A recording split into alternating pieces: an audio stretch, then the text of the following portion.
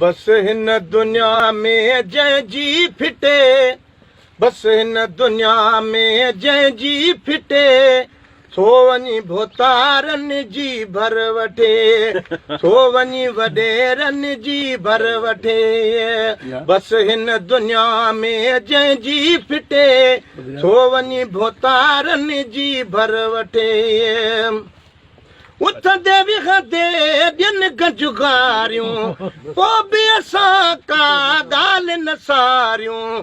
पटको लहरायो आ लालच लुटे, पटको लहरायो लालच लुटे, सो वञी भोतारनि जी भर वठे, सो वञी वॾेरनि जी भर वठे। वो भोतारनि जो ॾोह त नाहे, ॾोह असांजे पेट जो आहे। पघिरजी वञूं था प्लेटूं चटे, पघिरजी वञूं था प्लेटूं चटे, सो वञी भोतारनि जी भर वठे, अदा सो वञी वॾेरनि जी भर वठे।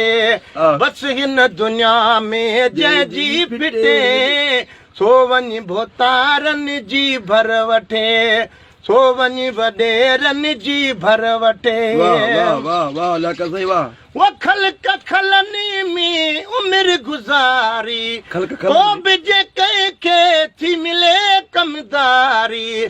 ख़ल्क़ खलनि में उमिरि गुज़ारी, पोइ बि जे कंहिंखे थी मिले कमदारी। बगुलियूं हणे थो ॾिहाड़ा ॿटे, ओ बगुलियूं हणे थो ॾिहाड़ा ॿटे, सो वञी भोतारनि जी भर वठे, सो वञी भोतारनि जी भर वठे। बस हिन दुनिया में जंहिंजी फिटे, सो वञी भोतारनि जी भर वठे। वॾेरनि ॾे पिया था वॼायूं, कम कहिड़े जे कारण ईअं नथा चवनि त कोई स्कूल ठाराए ॾे। हाणे भोतारनि जेको असांजो कमु आहे, असांजा प्रकार थिया। वो वॾेरनि ॾे पिया था वॼायूं, बूट पुराणूं रखनि त पायूं। शहर में घुमूं पोइ चपर वटे, शहर में घुमूं पोइ चपर वटे, सो वञी भोतारनि जी भर वठे। बस हिन दुनिया में जंहिंजी फिटे, सो वञी भोतारनि जी भर वठे। साईं, मां हिकिड़ो माहौल ॾिठो, हिन पंहिंजे तर में कोई माण्हू जानवरनि जा पेर पियो खणे, हुनजी उमिरि जेका ई 80 वरनि खां घणी हुई, हुनखे ख़बर बि न पई पए। पोइ बि मूंसां जॾहिं मिलियो साम्हूं त मूंखे चए पियो, भाऊ पेरनि जी हाणे मूंखे ख़बर नथी पए, मां कुराड़ो थी आहियां। मां चयो कुराड़ो त थी आहियां, पर मुक़दर मथी खणा त पछाड़ी ताईं पवंदा ई न। अल्लाहु अकबर। सो वञी भोतारनि जी भर वठे, बस हिन दुनिया में जंहिंजी फिटे, सो वञी भोतारनि जी भर वठे। वो काहि कुता पुट हुक्म हलाइनि, पीरीअ में बि पंजोड़ खणाइनि।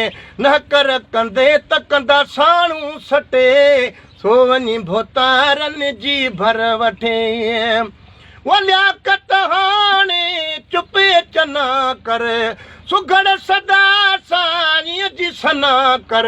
फटकण खे छॾ को विझई न फटे, वो फटकण खे छॾ को विझई न फटे, सो वञी भोतारनि जी भर वठे।